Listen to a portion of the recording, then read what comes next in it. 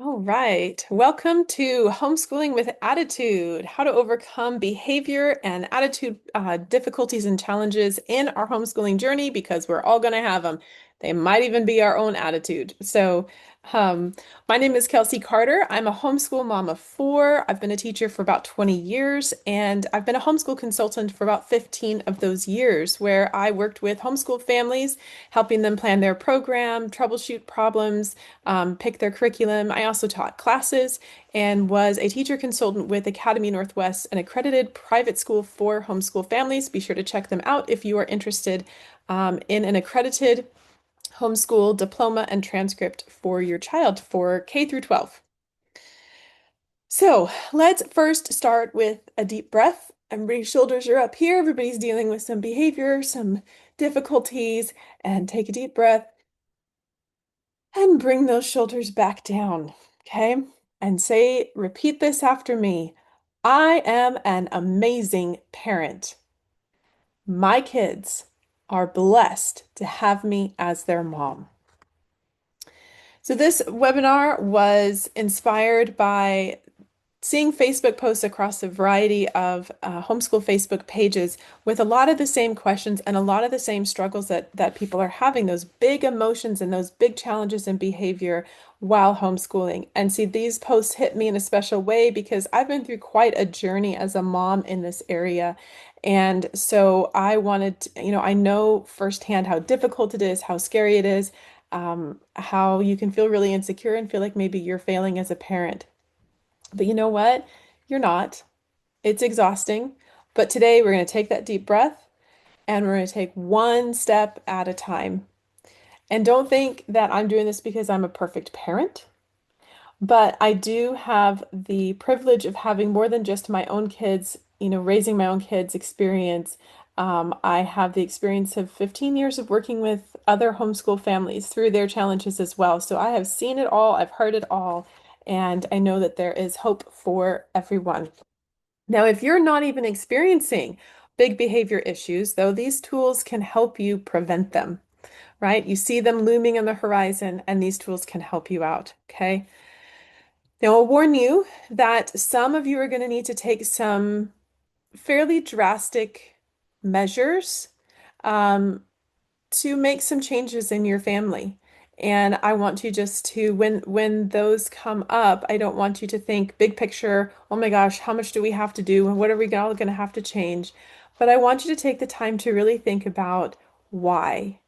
Not just the what, but why. Why do you want to make these changes? What is it for? So that when it gets difficult, you have that thing to go back to remind yourself why we're going to do these hard things. Because sometimes the outcome of not doing the hard things really is scarier than in the moment doing what needs to be done. And that is what I've had to think of as a parent. If I don't deal with this now, what is it going to be in the future? And allow that to motivate me. All right, so I'm going to share some slides with you as we go. Feel free on a replay to be able to pause this and take notes as you need to. So let me see. Oops, yep, I think we are good. All right. Homeschooling with attitude, overcoming behavior and attitude struggles. So the first thing that we're going to do is we're going to identify the goal of changing the behavior. Like I said, what is your motivation? What is it that you're wanting out of the changes that you're making? Is it your peace and comfort? Is it your child's education? Maybe you're feeling like a failure, and so you're trying to do anything you can to make yourself not feel like a failure at the moment. But I want you to really step back from all of those very valid, very real emotions. And I want you to think about what is the thing that is going to outlast your homeschool journey. Remember, homeschooling, this is just a season. This is just a period of time. Whether you homeschool from K to 12 or just a few years, it is just a season, but there is going to be something that is going to outlast your homeschooling. And that is your relationship with your child, right? So, we all want as moms to have that beautiful relationship with our kids once they're grown. We want to be able to still have that relationship, but what we put into it now is what we're going to reap later. And these teenage years are difficult, but they are very important for that lasting, ongoing, healthy relationship that we have with our kids. So it is worth putting in the time. And I want to say that I will show you why in this session our relationship is the key to changing the behavior that you're struggling with. Okay, so all of this boils down to connection and relationship. And so that's why I'm choosing this as the focus of all the goals and all the things, whether it's their learning, it's their education. Of course, we want them to learn. We want their education to be successful. But if their environment isn't set up for them to feel successful because of the root causes of the behavior problems, they're not going to be anyways. So let's take the time and really examine the root issues of these behavior problems. Okay. So when we look at, what goals do you have for your child?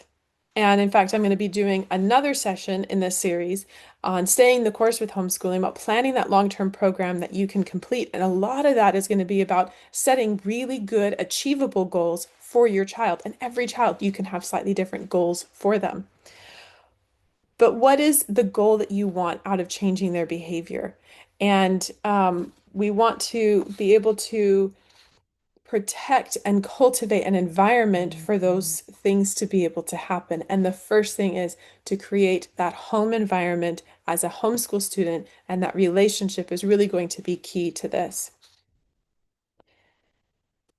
So some of the goals, for example, that I have for my kids are in this area, in terms of relationship with them, is to build and cultivate healthy relationships. Now, that means with boundaries, expectations, respect. That is not trying to be their best friend. That's not my goal. But I want to have a healthy relationship. I want them to have good communication skills, critical thinking, problem solving, and strong self-management skills. So those are broad, but those are things that I look at and in our homeschool journey, I think about, as making them successful. What does successful look like? It isn't just being able to regurgitate a bunch of information, but it is being able to ask questions, to think critically, to communicate, whether in writing or verbally. And so all of these things come down to having a healthy, safe learning environment for them. So since we're talking about behavior and changing behavior and helping cultivate a healthy child, we're going to start with understanding just the very basics, the very intro of human behavior. Now, there are entire college courses, degrees, books, out on this topic. So I'm not even scratching the surface. Like, we're just reading the cover, okay? But I want you to look at this basic concept here, that all behavior is goal-oriented. It's trying to accomplish something, right? Whether it's your 3-year-old who asks for the candy bar at the store and you say no, they kick and scream because they're still trying to get the candy bar. They think, well, if I do this, then I can get that, or they don't know how to handle their emotions. So their goal is to express the emotions that they're having. Everything is goal oriented. It's trying to accomplish something. Your teenagers might be trying to accomplish communication in a really poor way. They might be trying to accomplish independence in a really poor way, because the second point on here, it says misbehavior is just an attempt to meet a need or accomplish a goal in an inappropriate way. Pretty basic.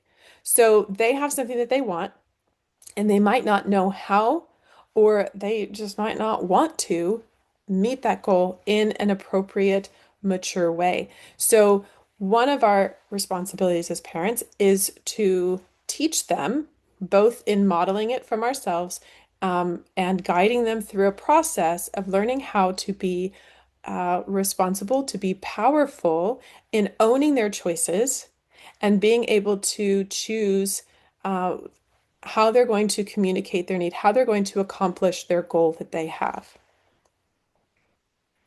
Now, Alfred Adler, he's a psychologist. Actually, I think he was a contemporary of Freud, but he had very different views. He says that children have two basic emotional needs: belonging. Do I feel secure in my family and how I fit into my family? Okay, so this is that sense of connection with the parents, relationship with siblings, all of that. How do I fit in? And significance. Can I contribute in meaningful ways and have personal power? Now, this is the one. Now, both of these are really important to our this whole session today, talking about changing behavior. But this significance one, this issue of personal power, do I have autonomy? Do I have independence? Am I my own person that I can make choices for myself? And we know that as teenagers, they're often really pushing because they want to have more opportunities to make those choices for themselves. And this is where we end up with a lot of power struggles. And one of the patterns that I've noticed with my kids, my oldest right now is 16 and my youngest is 5. So I have a spread here, is that sometimes my view of them isn't at their age. And that I'm still remembering them as the sweet little 5-year-old, the snuggly 2-year-old, or even the just happy-go-lucky, frolicking 8-year-old, but they're not that age anymore, and they have different desire for autonomy. They have more, they're trying to figure out, what kind of choices can I make, and can I make different choices than my mom or dad make? And what happens if I do these things? And those are all normal things to explore, but I forget that I need to catch up with that. So I need to have moments where I adjust and go, oh, well, it might be time to let go of control in this one area.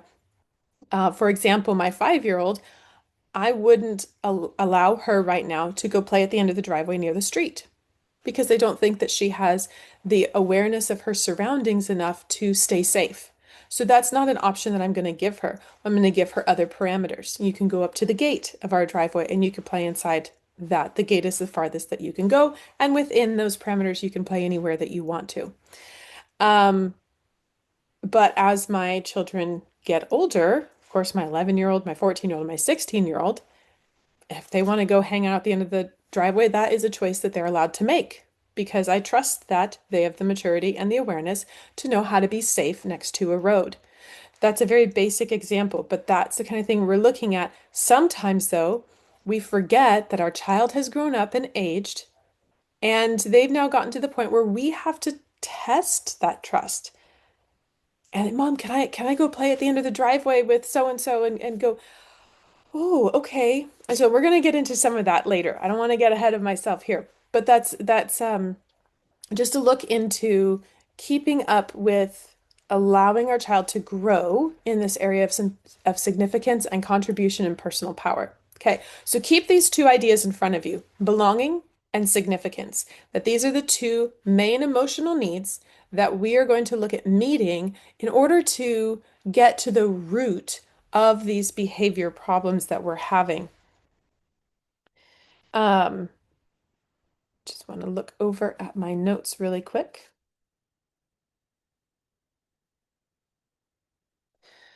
Okay, so what do you think a child is attempting? What need are they meeting or goal do you think that they're trying to accomplish when they do things like refuse to do their schoolwork or procrastinate or yell and scream at you? Um, each of these and every child, it's going to be different. But underneath that, what we need to do is not focus on the fruit, not focus on the actual behavior that's coming out, but we want to look at what's driving that. So if we understand that underneath the yelling, the screaming, the refusing, the defiance is a desire to meet one of two basic needs: belonging or significance. So, one of the first things that I'm going to ask us as parents to do in this journey is to step back from the behavior and ask the question, what is my child trying to accomplish? What need do I think they have right now? because they won't always be able to answer that question. But you, as the mom, know them the best. What do you think it is that they need? And sometimes it takes some trial and error to find out. But that's going to be your first investigative assignment is to kind of dig in and go, okay, what triggers this behavior? And what do I think that it is that they're asking for through this behavior? So, what we want to do is we want to set our children up for having healthy personal power, but not enter into power struggles. Because I guarantee you, at some point, they're going to win it. They will push to see how far they can go, and they can go pretty far. So we want to keep them on the side of healthy. Now, how do we allow our children, how do we set them up? How do we allow them to grow into this and to be successful at making healthy choices with their personal power that they have? Because look, that's what they have. Free will and choice exists. It is a human right. We are born with it. It is innate.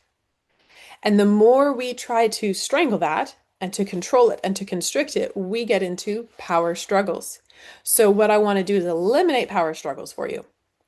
Okay, that doesn't mean you're going to remove all rules, expectations, boundaries, or anything like that.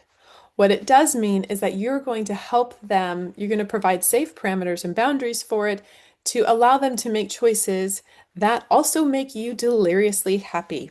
Okay, now that is a phrase that I've taken from Danny Silk. He is one of my absolute favorites, and I will get to him at the end in some of my recommended resources because Danny Silk is fabulous. He's a great parenting program, and that is one of his phrases is give them choices that make you deliriously happy. And I love that because that's the goal, that no matter what is presented to them, I am happy with whatever they choose. That's what we want to get. That's what we want to get to. So we are going to allow them to make choices and help them grow in their ability uh, in maturity. Okay. That also means, parents, that we're going to allow them to make poor choices and experience the consequences, obviously within reasonable and safe parameters. For example, the other day, my 5-year-old left some of her stuffed animals outside. We have multiple dogs on this property. Unfortunately, in allowing her to be in charge of her toys, one of them got chewed up. And she learned a lesson. Now, I could go out and save everything. Now, if it was really valuable, I might do that. But if it's kind of just your average toy and you're willing, it's a price you're willing to pay for them to learn, oh, I'm responsible for my toys. I'm responsible for the choices that I make and not saving them from the consequences. I'm going to bring this into homeschooling. Um, let's see, I want to see where my example is. Okay. So the other day, so we're just a couple weeks into our homeschool year, and we've decided to do online schooling this year, picking an online program. We've never done that before for my 11 and 14-year-old. And the first few weeks, we're going and the kids are doing fine. They're getting their schoolwork done, and I'm learning the program as well. But I go and I pull a grade report for my 14-year-old. And it's not looking too good. It's a lot of F's down the line. And I thought, okay. So I brought it to her and I showed her. I said, what do you think about this? How do you think you're doing? Oh, I'm doing fine. I said, okay, well, take a look at this grade report I just pulled. And she's like, oh, that's pretty sad. That's not great. I was like, yeah. I said, but that's okay. And she looked at me and she was like, it is? What do you mean it's okay? Like, it's okay that I'm failing? I said, yes, honey. That's okay. I said, because you can take eighth grade as many times as you want to in order to pass it. And if you want to turn 18 and move out with a seventh grade education, you know what, honey? That is your choice. My requirement is that you pass eighth grade before I put you into the next grade level. And that was the end of the conversation. That was all I needed to say. The choice is in her hands to decide what she is going to do with that. So then we talked about, well, what do you think you need to do in order to up your grades? What support do you need from me? Because I don't want to just leave them to flounder in their poor choices, but I'm also not going to take responsibility for fixing it either. She got herself into a mess of poor grades. She can get herself out of it.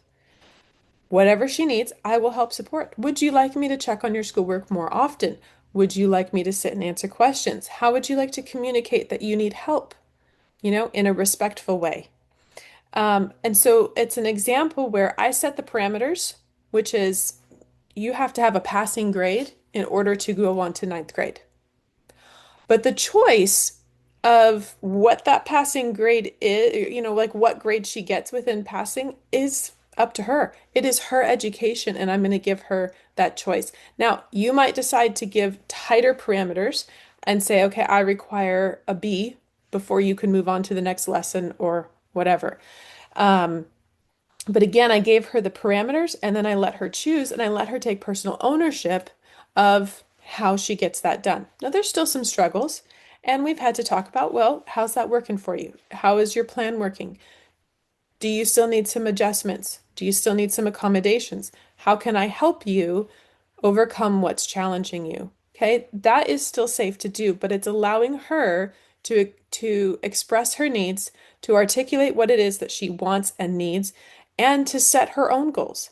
If she's okay with the C, you know what? I'm not going to pick that power struggle because the reality is I cannot force my kid to learn. That isn't something I can control. Their learning is in their control. What I can control is creating a access to a program, to curriculums, to resources, to tools, creating an environment in which she can be successful. That's our responsibility as parents, not to control the outcome, not to control their grades. That's part that we have to give up. And it's hard. I know you're like, but think about your goals. And are your goals you oriented? Well, my child has to get into an Ivy League school. They have to be a doctor or a lawyer. Really? Is that a you-oriented goal or is that them? What are they going to choose? And do they have the power to choose what they want to do in the future? Okay, so I don't want to get ahead of myself. Um, okay, so we're going to give them choices that make us deliriously happy. We're going to set parameters and give them room to choose. So another example is for us, the kitchen closes at 9 a.m. That's breakfast is done by 9 a.m. and you're ready to start your schoolwork. Whatever time you need to get up in order to get your breakfast and be done by 9 a.m., that's totally up to you. I'm not your alarm clock. I don't need to set it for you. My 11 and my 14-year-old are perfectly capable of setting an alarm and choosing when they get up. And if they miss breakfast, I'm willing to let them suffer the consequence of that choice because hopefully then the next day they go, ooh, maybe I need to get up a few minutes earlier so I can get some breakfast. Okay. Um, Another example is you might say, and I do this with my kids, this is partly one of the reasons I enjoy the online schooling, is say, here's all of your assignments for the day. What order do you want to do your subjects in? Take your pick. And this, I mean, it doesn't just apply for online, it can be for anything, and it can be for any age. This is great, particularly for those young kids who maybe aren't so excited about doing math, but they really love reading time. Would you like to do math first or reading first? Letting them pick the order. Some kids, like when they have to eat their vegetables versus, the really good, I don't know, fruit salad or pasta dish that they love, and it's, oh, what do I eat first? Some of them go straight for the veggies, get it out of the way. They want the worst thing done so that they can look forward to the rest of the meal. Other kids eat the good stuff first and suffer through the cold broccoli at the end, right? But you know what?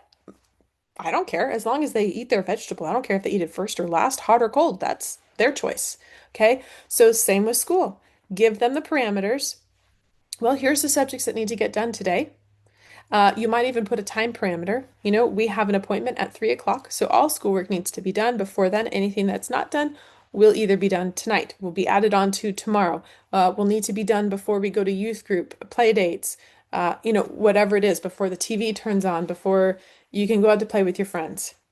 So you're helping them understand that they have choice, but that there are parameters to it, and they can choose how comfortable or uncomfortable they are in getting their work done. Um, I do the same thing for assignments, as I said, for eighth grade. Here are the requirements for this assignment. You may redo it as many times as you need to meet those requirements. End of discussion.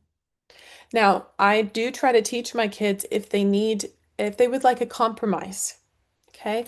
They can ask for one. But Mom, the book is too hard for me to understand. I don't understand what it says, and so I can't do the report because I don't understand what the book is about. Okay, what are you going to do about that? I don't know. What do you mean, what am I going to do about it? Well, you're the one that's not understanding it. What part do you not understand? What part is difficult for you? And so I try to get them to uncover what do they need in order to be successful? And then they can ask for it. Maybe it's they need help from me, and that's okay. But they need to discover what that is and ask for it nicely. And they need to ask for the compromise nicely. Maybe their compromise is, Mom, can I have an additional day? Mom, can I listen to the book on audio instead of reading it? Um, whatever. Can I write 350 words instead of 500 words? I don't know. Encourage them to come up with a compromise. Encourage them to think through how they can meet their needs, but also the requirements of the assignment. If they want to demonstrate their learning in a different manner. Oh, instead of doing a written spelling test, Mom, can I paint my spelling words? This is great for little kids too. Can I draw them in the sand? Can I write them with a marker on the window? Whatever makes it engaging for them, you're still accomplishing your goal of giving them a spelling test, but you're giving them some freedom to choose how they want to do it. And this helps alleviate a lot of those power struggles while teaching them that they're still responsible for themselves. All right. Find their currency and set the rate. All right, here's what I mean by this. Um, my daughter was, not doing great in her grades, then came to me and said, Mom, I'd like to get a job. I said, wow, honey, I would love for you to have a job. I think that would be great. Earn some money, learn some more skills. But right now, you are showing me that school is a little bit overwhelming for you, and you're not quite meeting the requirements for passing. So as soon as your grades are up to, and I think we set a certain standard for her, then we can be happy to discuss you getting a job. So I'm not saying no. I'm not taking all the control of whether or not she has a job. I'm actually putting safe, healthy parameters on it that require her to grow and mature while, you know, putting those parameters and giving her the choice. If she doesn't want upper grades to get a job, that's fine. It's less for me to do, right? One less place to have to run her around. I'm just as happy with her not having a job as I would be with her having a job. Okay, so that's what we talk about. Both, whatever you choose, I'm deliriously happy with whatever you choose, right? So it might be that they want to join a sports team. They want to play soccer. Oh, I'd love it if you played soccer. I think this would be fantastic when you're able to maintain your grades and your chores, when you're able to get up on time, when you're able to finish this and that by a certain time. Absolutely, we can talk about playing soccer. You know, you can also use the tool if but Mom, but I promise I'll get it. Okay, convince me. What's gonna be, all right, how many weeks am I gonna let you play soccer? Um, before, and if you don't meet those requirements, before I have to pull the plug and say, sorry, we're gonna be done with soccer. So you can decide if they need to meet the requirements ahead of time, because maybe there's a deadline for signing up for soccer and they don't have time to demonstrate that, but you can say, okay, but here's the requirement. If you're not able to maintain chores, school, other requirements, as well as a good attitude, getting yourself up on time, managing yourself well in this, because that's the goal, right? It's to be able to manage themselves in a healthy way. Um, if you're not able to do that, if this is too much for you, right? We don't want to be down on them. But if it's too much for you, then we will quit the soccer team. So you have 2 weeks, 3 weeks, 4 weeks, whatever. to show me that you're able to manage both. Okay. So you're giving parameters and you're putting the responsibility on them, and it is then their choice whether or not they do soccer and school. So you find their currency. Day-to-day things. Usually it involves screens, TV time, phone time, games, whatever. When you have a currency, this is the best part, is you can then use that, that bottom example, this tool, the when then tool, is from Positive Parenting Solutions. And I absolutely love this. I've used it on my kids since they were teeny tiny. It works for like preschooler all the way up through teenagers. When X, Y, and Z is done, your chores, your schoolwork, your room is clean, whatever. When this is done, then you can, right? It's not if, because room cleaning isn't an option. Room cleaning has to be done.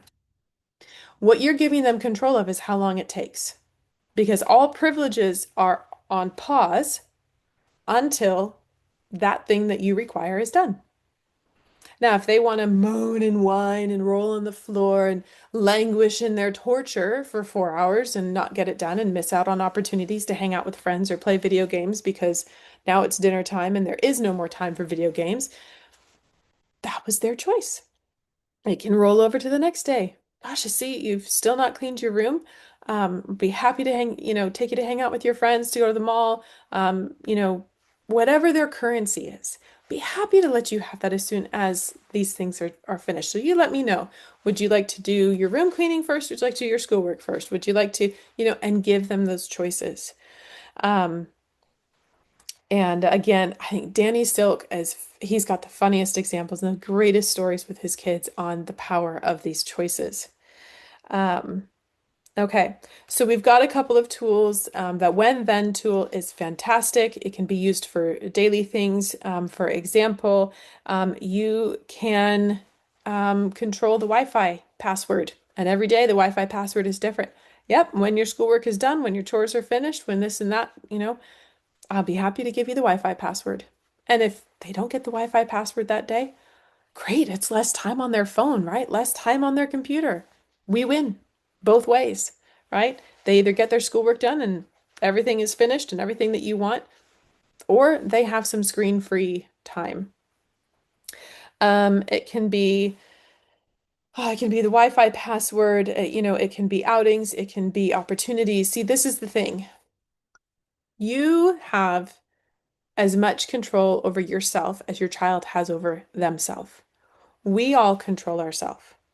So what you control is access to you, to your time, your money, and your opportunities. Okay? So you can control based off of your child's respect and behavior and how they're treating you. You can decide how much access they have to things. Um, let me see. Is this? Here we go. So this is the slide where I talk about that. You control you, but you control the access that they have to your time, money, and opportunities. We have we've had a journey, and we have had to get down to explaining to our daughter that the only legal obligations that we have to her are food, shelter, and clothing. Absolutely everything else is a privilege. So when things had gotten to their worst, she had the least. You know what? If you're not able to maintain respect in your how you manage your things, when it's impacting other people, when you're using your items to hurt other people, to dishonor the family, whatever it is, right? Then that shows me that you're not yet ready to manage the control or the access to that on your own. And so I'm gonna help you. And her room's pretty bare right now. Kids don't have to have a door on their room if they can't respect the rules of the house. If they're going to use a door to hide their behavior, be looking at things they shouldn't be looking at on the computer, doing things they shouldn't be doing, then they don't have the choice of having a door to hide behind anymore. Okay, it might sound extreme, but for some, you're going to have to go to this level and remove the entitlement. I told my kids early on, you are not entitled to privacy. The only privacy you're entitled to is changing clothes, getting dressed, using the bathroom, taking a shower, those kinds of things, okay? But your room, there is nothing private in your room from me. Different for their siblings, okay? I do have boundaries for that. But no, your dad and I, we can come in and we can look at, see, and go through anything in your room if we feel at any time that there is something that is harming you. If we feel that there is something that you have that you're not yet ready to manage, we are going to step in for safety and for whether it's emotional, spiritual, physical safety. And we have had to do that. And that's hard. But the reality is that is our job as parents, right? So you might need to really pare things back. When you can manage when you can manage cleaning your room when it is your laundry, your books, and your bedding, then we'll talk about adding some things back into your room. If they can't keep their room clean, it's beyond their skill and their ability, then we'll help them be more successful by having less. When it comes to phones, my kids have zero privacy. Not only do we only have one family phone that our older kids share, so anybody can read a text message, anybody can see browsing history.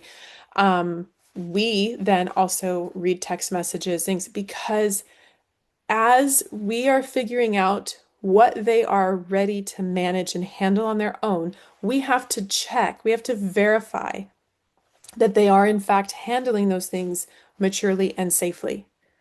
My husband has a saying that he got from the Navy, and that is trust but verify. And so we've kind of cultivated this with our kids. Like, I trust you, but I'm also going to verify. And we need that. And they need to know that there's accountability for the things that they're doing. Okay. So really think through for yourself if you're dealing with really extreme behaviors, what does your child feel entitled to? Because the only things that they are actually entitled to physically are food, shelter, and clothing. And then we go back to the beginning, we go back to belonging and significance, and we go, how can I help meet those needs? Because a lot of this is going to back up to, do I feel connected to my family? Do I feel that I have personal power and control? See, these are some of those common contributors to behavior that we really need to look at. Screens and their various uses that we have them for, whether it's social media, gaming, YouTube videos, watching shows. It is proven that these things are detrimental to development, and it is critical that we keep that within healthy limits. Okay. So, videos, YouTube, video games, that kind of feeds that instant gratification and that short attention span. And so, if you're dealing with challenges in school where they're unable to pay attention, you might actually have to look at what is causing them. Um, of course, they would rather watch something that's short, something that's quick, something that makes them feel like right now. And that's what those YouTube videos, that's what shorts and reels do on Instagram, Facebook, is they're quick and we go on to the next one and we get these dopamine hits really quickly. So what we need to do is draw that out for our kids so that they learn the long term, the delayed gratification, longer attention span. And it might be something that you need to detox your kids from. Get them away from the screens for days, weeks, even months at a time, to re-engage the brain, because it also causes them to disconnect from human beings. And we need to re-engage with people. That's that part of that belonging. Things like I made a rule with my kids, like you can't have earbuds in if we're grocery shopping together. If we are out doing something, if you're out where there's other people, take your earbuds out. You don't need music on. You don't need to be listening to music while you're doing that. Be face to face. And so those kinds of things really feed that impulsive behavior because they want it now and they're not used to delayed gratification. So I'd really encourage you if you're dealing with that where they have no attention, they have no what's the word, um, ability wow, that word just really went out of my head. But the ability to stick with something, really work hard over a long period of time, um, you need to grow that in them. And the first thing you can do is help to detox their brain from those instant dopamine hits, whether it's food, television, screens. Those are some of the biggest sources, okay? But another issue that we have is that lack of connection. Um, Another tool, I didn't write it on here, but another tool from Positive Parenting Solutions uh, is the 10-minute a day rule, where she says, spend 10 minutes a day doing something with your kid that they love. That's a connection point for them. And this helps build that sense of belonging. It's going to help build communication. It gives you a chance to really look eyeball to eyeball and see them. And they need to feel seen and they need to feel heard. They need to feel important, right? That they belong into the family. Just 10 minutes a day, and it really can change a lot. So to remember that instead of focusing on the big, scary behaviors that our kids are doing, to look at what is underlying those behaviors that's causing that. Do they need more time together? Are they lacking connection? Are they feeling insecure? Are they feeling disconnected because you've been really busy and all this stuff's going on and they're just feeling a little bit like, does mom still love me? Am I still important? Do we still matter? Have a family game time. But spend that one-on-one time, not on video games, not watching movies. That doesn't count. We're talking about something where it's you can look at the person, you're engaged, you're laughing, you're talking. That's the kind of connection that we want to build. All right. One of the last ones here is have a plan. Stop being surprised by your kids' behavior. This was one that I really had to work through with some challenges with my daughter. Okay. Her behavior kept catching me off guard. And when it caught me off guard, I didn't have a plan. So I didn't have a planned response and I reacted to the behavior. Reaction never, ever helps. As much as possible, you have to stay in control of yourself. You have to stay in control of yourself. You have to be able to step back from it and say, wow, I'm really sorry that you're feeling that way right now. Be happy to continue this conversation when you can match my tone, right? Not when you can match my tone, we'll have this conversation again. Okay, we're not doing that. We're not having a yelling match, but staying calm and collected. And when you can match my tone, I'll be happy to have this conversation with you. You do not need to respond to everything they do and say in the moment. They're blowing up, they're all this, and you go, you know what? I'm going to take some time to think about how to respond to what you're telling me right now and what you're doing. In the meantime, there's no screens, there's no TV. You may read some books in your room, you may do your schoolwork, right? So you're still kind of giving some parameters, some choices, but you're saying, I'm going to take some time and I'm going to get back to you. And you might not get back to them till the next day. Sometimes these behaviors are so big, we really need time to think about how am I going to respond? How am I going to keep the connection with my child, the center focus, right? How can I build relationship through this? How can I make sure that they have personal power? How can I make sure that they feel that they belong? We've got to meet those needs in the midst of their behavior. That is our job as mature grown adults, is to be the mature grown adult in the relationship and to be able to take the time. So have a plan. If you know that your child regularly talks back to you about a certain thing, come up with a plan ahead of time before it happens. If you know that they're going to fight you and defy and be really frustrating and irritating when you're getting them up in the morning, have a plan. So all of those regular behaviors, write them down and take some time. Do I think this is a belonging issue or a significance issue?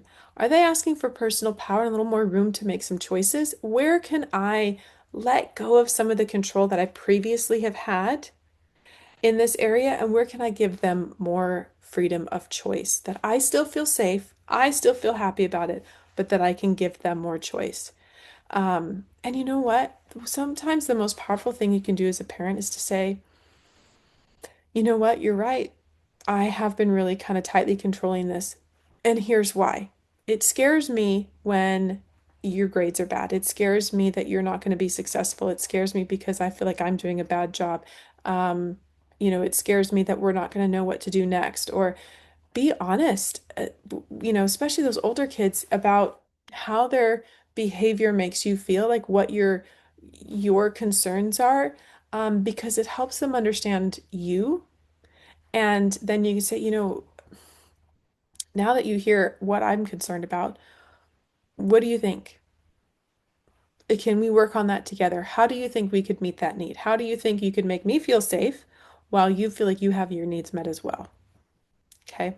So make a plan for common behavior and attitude problems. Script a response if you have to. My husband and I have done that. It's like, okay, when she does this or he does that, we're going to say this and we're going to say that and we're going to have this plan. Okay, next time that he plays video games longer than he's supposed to, here's what we're going to do and here's our plan. And I tell you what, it takes the emotion and the surprise out of the behavior and allows you time to just be calm because you know what?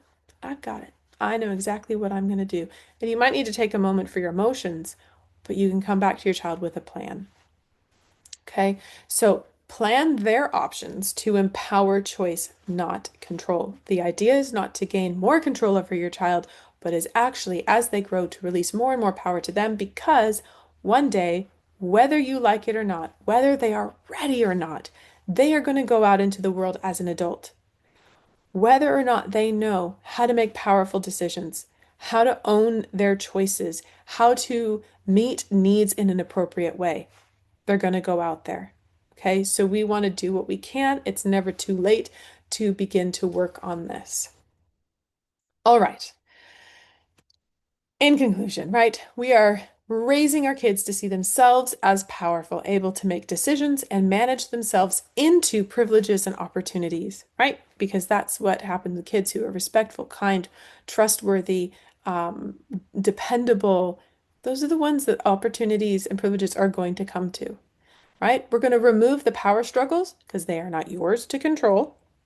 And we're going to restore personal power in as many areas as are appropriate for their age, as well as their maturity. I do tell my kids what one might be ready for at 12, another might not be ready for until they're 15, driving included. I've told my kid just turning 16 does not entitle you to the privilege of learning how to drive.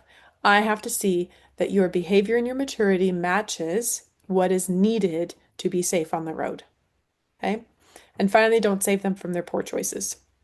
There obviously, there's a line we draw for safety, but man, let them make their poor choices now because you know, the significance of their poor choice now is likely going to be a lot less than it will be in the future when they learn it really the hard way. So set yourself up, set them up for success in their choices. Okay, recommended resources. I am not sponsored. I am not paid by any of these. These are ones I have personally used and I go back to time and time again. In fact, I on my chat GPT has been huge in helping me. I have trained it to give me a Danny Silk or an imperfect parenting response and, have it go through their materials. How do I respond to this? How do I keep connection as the center? I love it. Okay. But start at the top. Positive Parenting Solutions is a parenting program that I found when I think my oldest was 2 or 3. So it's been around like over 10 years. I've had a lifetime membership. It has gotten better over the years. They have an app. It's great. Positive Parenting Solutions is where I got a lot of this stuff about the psychology of behavior and understanding the need for connection and significance, some of the tools, the when then tool, the 10 minutes a day. Fabulous, fabulous, fabulous. Love it. It's easy to understand and really helpful tools, all ages. Danny Silk, he is a pastor out of a church in California. He is fabulous. He is funny. I love listening to his stuff. He has courses on his website. If you look up Loving on Purpose, he's got parenting courses. He's got books, and they're so attainable and they're so doable, and I love them. His daughter then wrote a book called Imperfect Parenting. I love it because that really spoke to me as I am not a perfect parent. And so I loved that title of that book because it allowed me to acknowledge I'm not perfect, but how can I get better? Her name is Bethany Serpel. I don't actually know if I spelled her name right on there, but if you look up Imperfect Parenting, both a book and a podcast. I love listening to the podcast. Plug it in when I'm working, and get some good tools. So these are the sources that I've pulled a lot of this from. And if you go and read all of those or listen to all of them, you'll see that basically kind of regurgitated a lot of their things because they are so valuable, so helpful, and have all of those combined have really changed or influenced how I've parented my kids. So I hope that this is helpful for you. I hope you're able to get something out of it. I know it is just barely scratching the surface, but my goal was to help you be able to identify some target areas that you feel like you can begin today, some tools you can implement right now, to help you be able to overcome those attitude and behavior problems in homeschooling. So thank you so much for joining me, and I look forward to seeing you next time.